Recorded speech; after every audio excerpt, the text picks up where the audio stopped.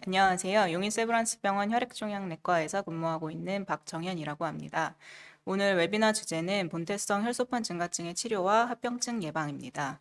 본태성 혈소판 증가증이라는 병은 이제 처음 들었을 때 생소하기도 하고 또 이해가 잘 되지 않는 병일 수도 있을 것 같은데요. 예전에 이제 혈액암 협회에서 제공하는 골수 증식 종양을 주제로 한 이제 여러 강의를 통해서 또 도움을 얻은 분들도 계실 것 같고요. 이제 오늘은 본태성 혈소판 증가증만을 단독으로 해서 좀 환우분들의 도움이 될 수 있도록 치료에 대해서 좀 더 구체적으로 말씀드려 보겠습니다.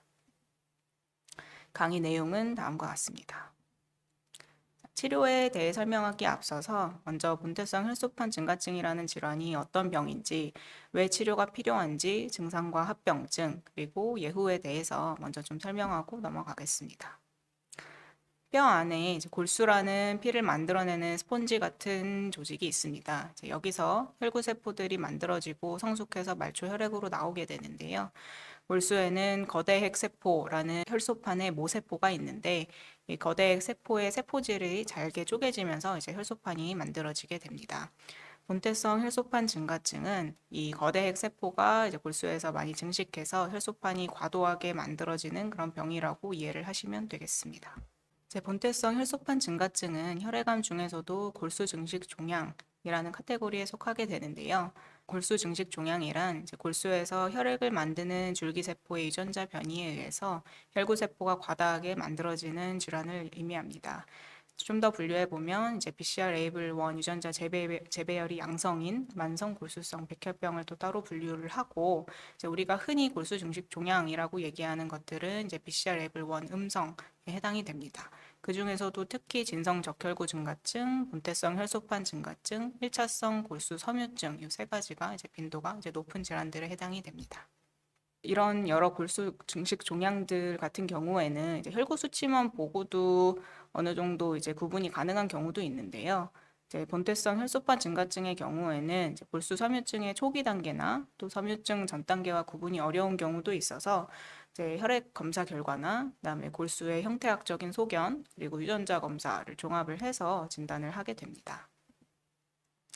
앞서 이제 본태성 혈소판 증가증을 비롯한 골수 증식 종양이 생기는 원인이 골수에서 이제 혈액을 만드는 줄기세포의 유전자 변이가 생기기 때문이라고 말씀을 드렸는데요. 이러한 암 유발 돌연 변이를 이제 드라이버 뮤테이션이라고 부릅니다. 그래서 본태성 혈소판 증가증에서는 크게 이제 세 가지 대표적인 이제 드라이버 뮤테이션이 있는데요. JAK2V617F가 한 50에서 60%, 칼 레티큘린이 20에서 25%, MPL이 3에서 4% 정도를 차지하고 있고, 그다음에 이 세 가지 유전자가 전부 다 음성인 이제 3중 음성도 한 10에서 15% 정도가 있습니다. 증상의 경우에는 굉장히 다양하게 나타날 수가 있습니다. 아예 증상이 없는 무증상인 환자분들도 굉장히 많은데요.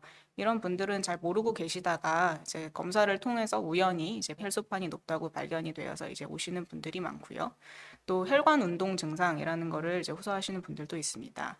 이거는 혈소판 수치가 높아지면서 이제 혈소판이 과도하게 활성화가 되고 응집 현상이 일어나면서 장기로 가는 작은 혈관들이 이제 막히는 이제 그런 현상이 나타날 수가 있는데 그러면서 그런 장기의 허혈성 증상으로 인하여 두통이나 어지럼증, 이명, 시각장애, 감각 이상, 흉통, 그리고 손발이 화끈거리는 홍색 사지 통증과 같은 증상을 이제 호소할 수가 있습니다.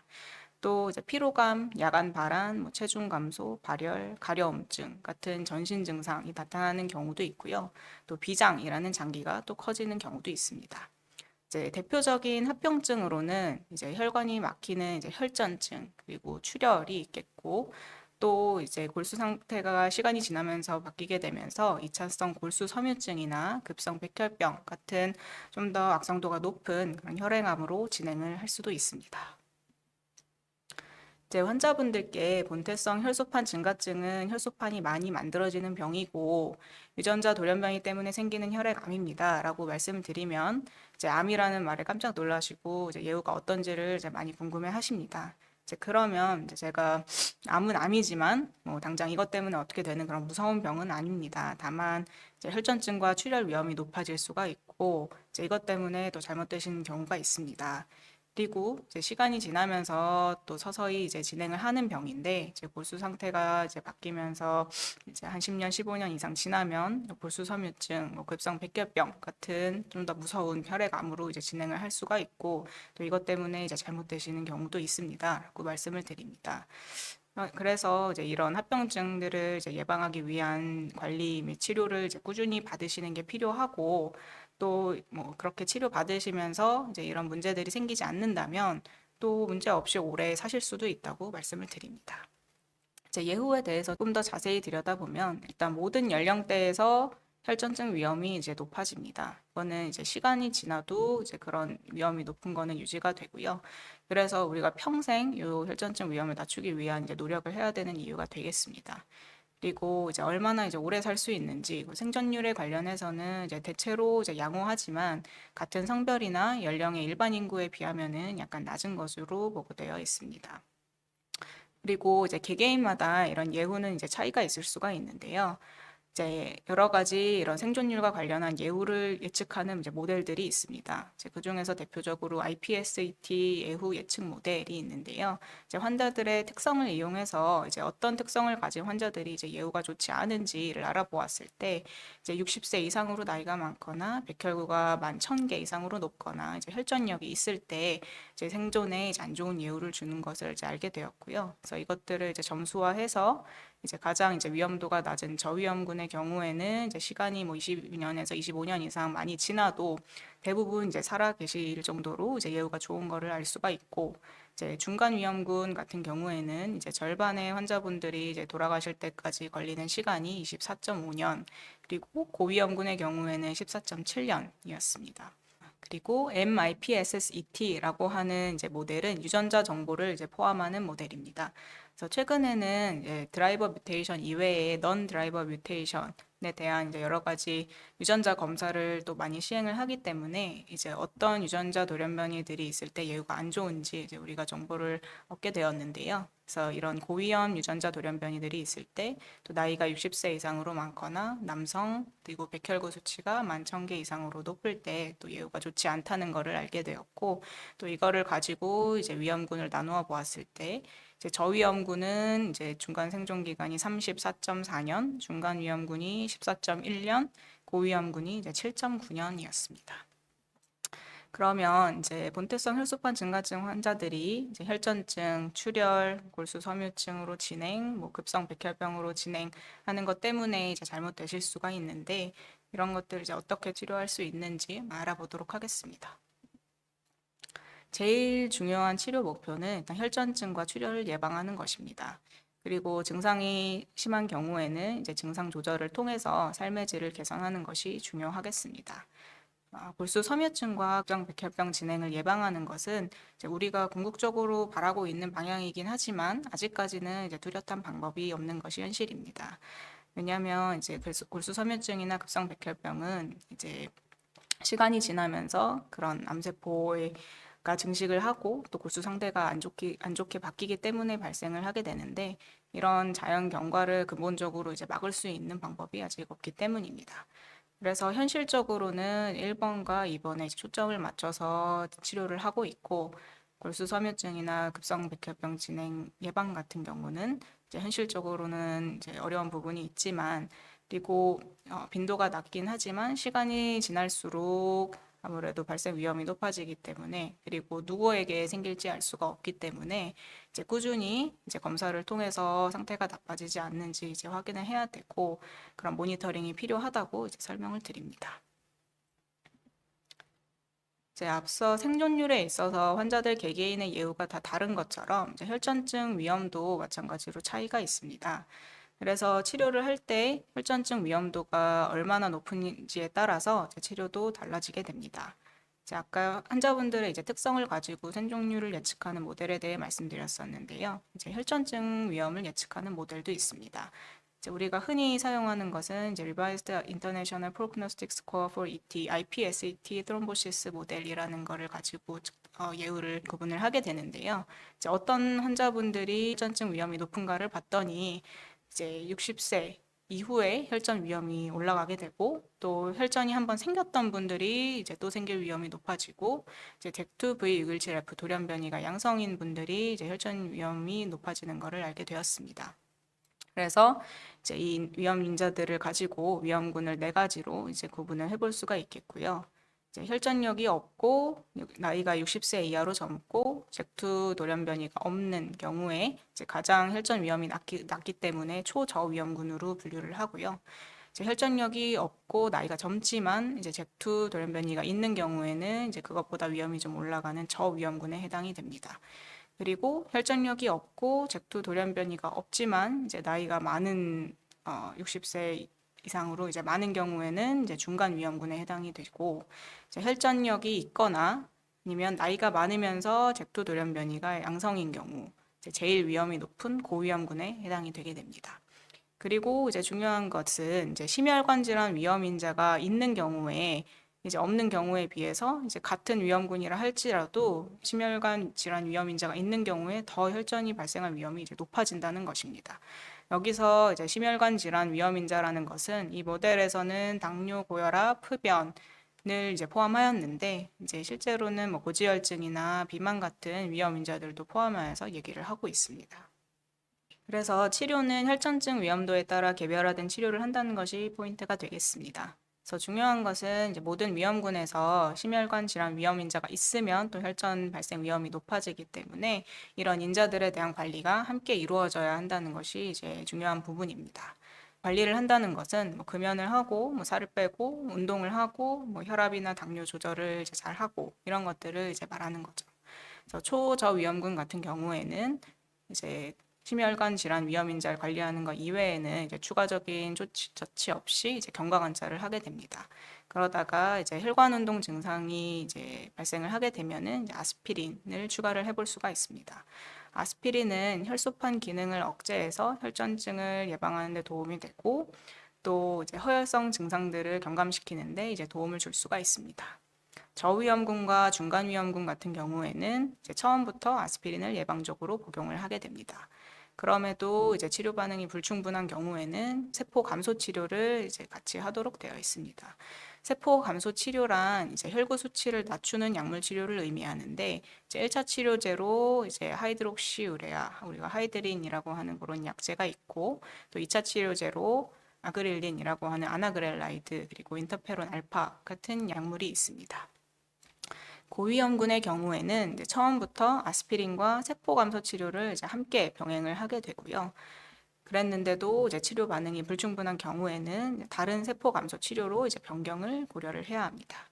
그리고 아스피린 사용과 관련해서 이제 몇 가지 주의할 부분은 있는데 일부의 이제 환자분들에서는 이제 아스피린을 하루에 한 번 복용했을 때 이제 혈소판 기능이 충분히 이제 억제가 되지 않는 경우가 있어서 이제 증상이 잘 조절이 되지 않는다고 하면 아스피린 복용을 이제 하루 2회로 이제 늘려볼 수가 있겠는데요.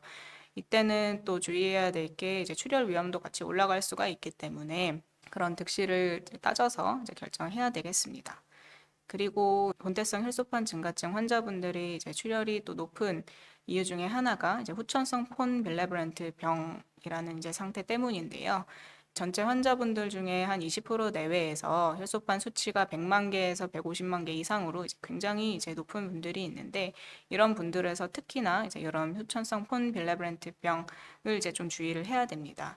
이게 뭐냐면은 이제 폰 빌라브란트라는 이제 지혈 과정에서 중요한 이제 물질들이 이제 소모가 되면서 이제 점막 출혈 같은 이제 출혈 위험이 이제 증가할 수 있는 상황이고요. 그래서 이런 이제 후천성 폰 빌라브란트 병에서는 이제 아스피린을 사용하는 것이 또 출혈 위험을 더 올릴 수가 있기 때문에 좀 유의를 해야 합니다. 앞선 치료 지침에서 이제 고위험군의 경우에는 처음부터 세포 감소 치료를 같이 했지만 이제 그 외의 비고위험군에서는 처음부터 세포 감소 치료를 이제 권하지는 않았었는데요. 이제 그 근거가 되는 연구 결과들을 좀 살펴보도록 하겠습니다. 꼭 고위험군을 대상으로 한 연구와 이제 비고위험군을 대상으로 한 연구 결과를 좀 비교하여서 말씀드리도록 하겠습니다. 이제 고위험군 환자들을 대상으로 이제 두 군으로 나눠서 한쪽은 하이드록시우레아로 치료를 했고 이제 한쪽은 치료를 하지 않았습니다. 혈소판 수치는 이제 60만 개 미만으로 조절을 하였고요. 이제 그랬을 때 하이드록시우레아로 치료를 했던 군에서는 이제 혈전증이 생길 위험이 3.6%, 이제 치료를 하지 않은 군에서는 24%로 많이 더 유의미하게 높았습니다.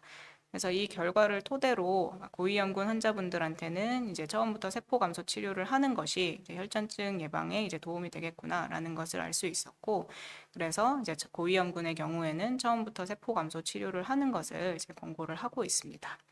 반면에 이제 80세에서 59세에 해당되는 비고위험군 환자분들을 두 군으로 나누어서 한쪽은 하이드록시우레아와 아스피린 같이 치료하였고, 또 한쪽은 이제 아스피린을 단독으로 이제 치료하였을 때 이제 혈소판은 20만 개에서 40만 개 사이로 이제 조절하는 것을 목표로 하였고요. 이제 결과적으로 이제 혈전증이나 출혈, 그리고 골수 섬유증으로 진행, 그다음에 급성 백혈병으로 진행하는 그런 위험도에서 두 군 간에 큰 차이가 없었습니다.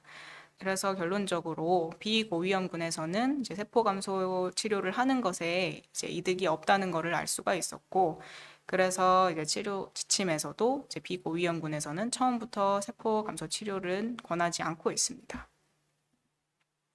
그러면 이제 내가 치료가 잘 되고 있는 것인지는 어떻게 알 수가 있을까요? 일단 치료 반응이 어떤지를 평가할 때는 이제 이런 것들에 대한 질문을 이제 계속 해야 합니다. 일단 혈소판이나 백혈구 수치가 지속적으로 증가하지 않는지, 그리고 혈전증이나 이제 출혈 증상이 새롭게 발생하지 않는지, 그리고 비장비대가 새롭게 생기거나 아니면 기존의 비장비대가 나빠지지 않는지, 그리고 또 전신 증상이 나빠지지 않는지, 그리고 아스피린을 복용하는데도 이제 혈관 운동 증상들이 이제 조절되지 않지 않는지, 이제 이런 것들을 이제 치료 반응 평가 기준으로 해서 이제 매번 질문을 해서 이제 증상이 나빠지지 않는지, 합병증이 새로 발생하지 않는지 이제 확인을 하는 게 필요합니다. 그래서 이제 이런 것들이 이제 해당되는 게 없고 괜찮다면 이제 치료가 잘 되고 있는 것이기 때문에 이제 현재 치료를 유지하시면 되겠고요.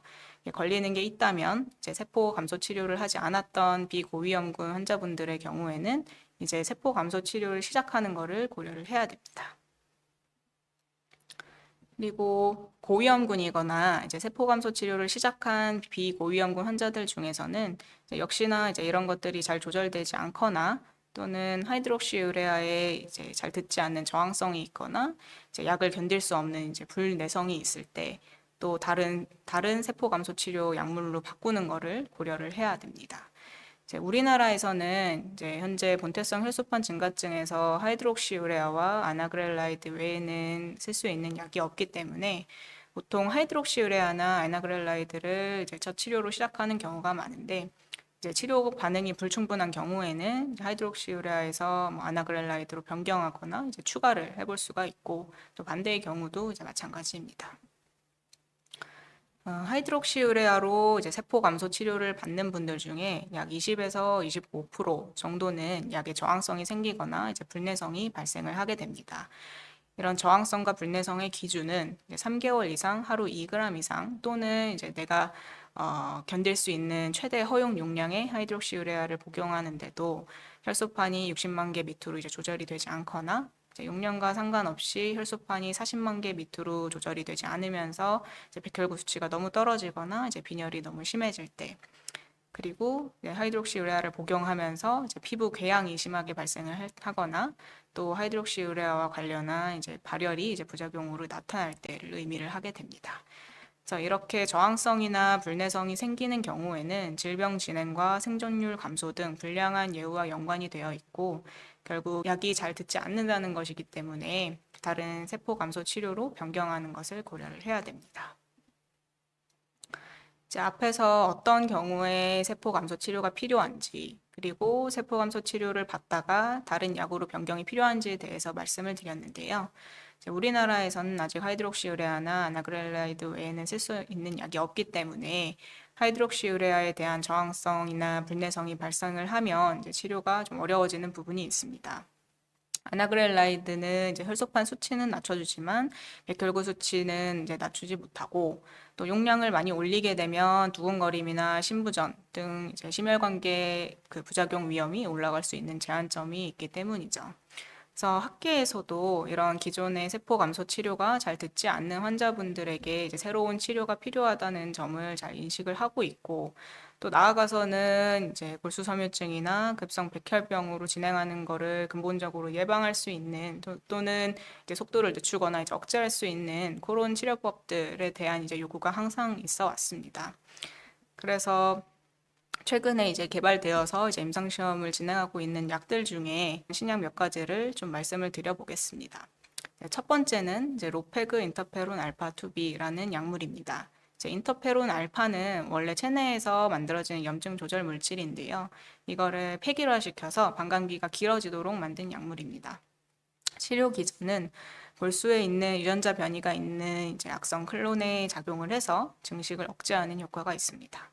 진성적혈구 증가증에서는 고위험군에서 이제 1차 약제로 승인이 되었습니다. 본태성 혈소판 증가증에서도 하이드록시우레아 저항성 불내성이 있는 고위험군 환자들을 대상으로 2차 치료제로서 효과와 안전성을 보는 임상시험을 진행 중에 있습니다. 예전에 이제 다른 페그 인터페론 제제로 진행했던 연구들에서도 혈액학적 반응과 분자학적 반응을 확인한 바가 있었기 때문에 이제 기대를 모으고 있는데요. 이제 이 연구는 로페그 인터페론 알파 2B군과 이제 아나그렐라이드 군으로 1대1 무작위 배정을 해서 52주간 치료하는 연구이고요. 주요 이제 평가 변수는 혈구 수치가 얼마나 잘 조절되는지, 그리고 비장과 증상 관련한 효과가 어떤지, 출혈과 혈전증 위험이 어떤지, 그리고 이제 그런 혈액학적인 반응이 얼마나 오랫동안 잘 지속이 되는지 이런 것들을 평가하는 게 되겠고, 최근에 이제 중간 예비 결과가 보고가 되었는데요. 이제 9개월 12개월째 혈액학적 반응이 로페그군에서 42.9%, 아나그렐라이드군에서 6%로 로페그군이 혈구 수치를 조절한 효과가 더 좋았다는 걸 알 수가 있습니다. 그리고 잭2 대립 유전자 부담이 감소되는 효과도 로페그군에서 8.4%대 아나그렐라이드군에서 2.4%로 더 높았는데요. 이제 대립 유전자 부담이라는 거는 전체 유전자 대비해서 이제 유전자 돌연 변이가 있는 이제 유전자의 비율을 뜻하는데, 이 수치가 이제 감소한다는 거는 이제 암세포가 줄어들고 있다는 뜻으로 이제 해석을 할 수가 있는 것이죠. 그래서 이를 토대로 쭉 이제 나머지 결과도 기대를 모으고 있습니다. 또 다른 이제 로페그 인터페론 알파 2B에 대한 임상 시험인데요.